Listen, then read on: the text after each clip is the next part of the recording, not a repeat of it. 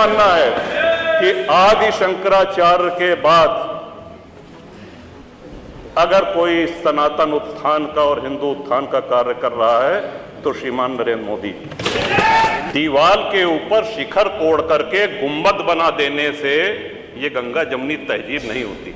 आधा अधूरा बोल दिए जो है पूरा बोलना चाहिए। हम ही क्या धर्मार्थ दहते रहेंगे, सभी कुछ हो मौन सहते रहेंगे। मैं कभी किसी हिंदू ने नहीं कहा कि हम मुसलमान के साथ नहीं रह सकते। अगर बाबर और औरंगजेब की अनुसरण करेंगे, उनका अनुकरण करेंगे, तब तो शांति की कोई गारंटी नहीं।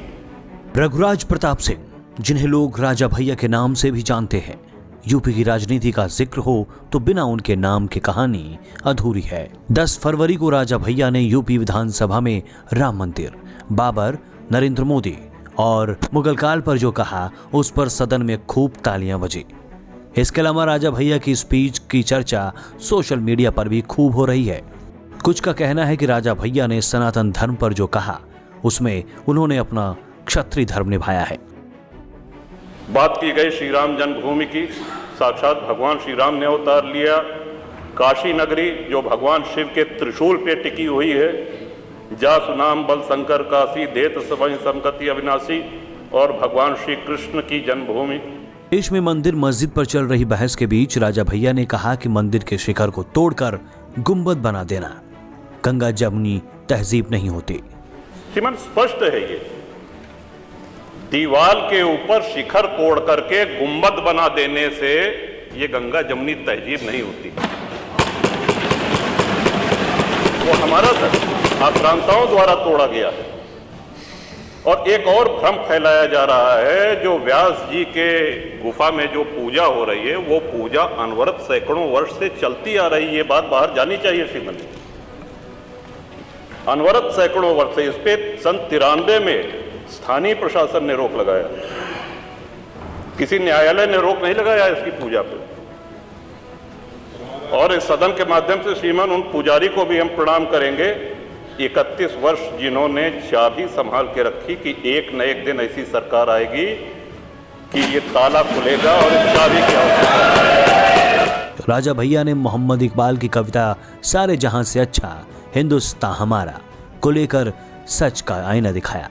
उन्होंने कहा कि पाकिस्तान बनाने का आइडिया इसी इकबाल ने दिया था, लेकिन सारे जहां से अच्छा के नाम पर गलत तथ्य बताया जाता रहा है। अल्लामा इकबाल, फिर वही होता है कि आधा अधूरा बोल दिए जो है पूरा बोलना चाहिए।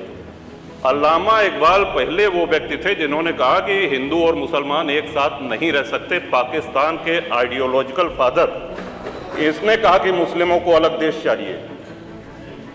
जिन्ना को रास्ता बताने वाले, जिन्ना को उकसाने वाले, और पाकिस्तान के पक्ष में भारत के मुसलमानों ने वोटिंग करी, जिसमें 98% लोगों ने कहा कि हिंदू और मुस्लिम साथ साथ नहीं रह सकते। इस बात पे लेकर के बंटवारा हुआ और सारे जहां से अच्छा जो कविता सुनाई गई वो अधूरी है। 2 पंक्ति उसकी हम भी सुना दे रहे हैं कि ए आब रूद गंगा, वो दिन है याद तुझको, उतरा तेरे किनारे जब कारवां हमारा। कि गंगा के वो मैदान तुमको याद है जब हमारा कारवां उधर से आक्रांताओं का कारवां आया था। ऐ आब रूद गंगा, वो दिन है याद तुझको, उतरा तेरे किनारे जब कारवां हमारा। चीनो अरब हमारा, हिंदुस्तान हमारा, मुस्लिम है हम, वतन है सारा जहां हमारा। ये है, ये तरानाए मिल्ली की पंक्तियां हैं, अल्लामा इकबाल ने 1910 में लिखी थी श्रीमन। हम ही क्या धर्मार्थ दहते रहेंगे, सभी कुछ हो मौन सहते रहेंगे कि धर्म को देंगे बल अन्य जन भी, तजेंगे क्रूरता छल अन्य जन भी। जनसत्ता लोकतांत्रिक पार्टी के अध्यक्ष और विधायक राजा भैया ने कहा कि अगर बाबर और औरंगजेब को फॉलो करेंगे तो शांति की कोई गारंटी नहीं है। श्रीमान, हिंदू तो सर्वसमावेशी है, किसको आश्रय नहीं मिला, किसको आसरा नहीं मिला। यहाँ पे जो भी संकट में आया उसको हमने अपनाया। कभी किसी हिंदू ने नहीं कहा कि हम मुसलमान के साथ नहीं रह सकते। उल्टा जब बंटवारा हुआ, धर्म के आधार पर हुआ, पाकिस्तान बना, जो मुस्लिम वहां जा रहे थे, हिंदुओं ने उनको रोकने का काम किया कि आप रहिए हमारे साथ, भाई भाई बन के रहिए। ये इस संवेदनशीलता को रसखान जी, अब्दुल रहीम खान खाना, इनके आदर्शों पे चलेंगे तब अच्छा वातावरण, अच्छा माहौल बनेगा। अगर बाबर और औरंगजेब की अनुसरण करेंगे, उनका अनुकरण करेंगे, तब तो शांति की कोई गारंटी नहीं। अपनी बात खत्म करते हुए राजा भैया ने नरेंद्र मोदी की भी तारीफ की।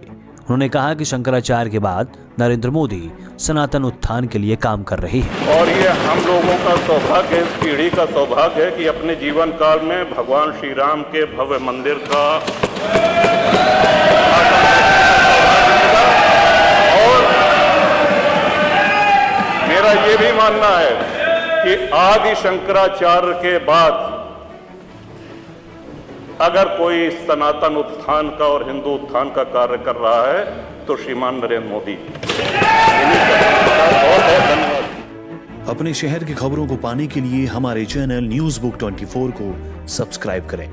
हमारा वीडियो अगर आपको पसंद आया हो तो इसे शेयर करें और कमेंट में अपनी राय देना ना भूलें।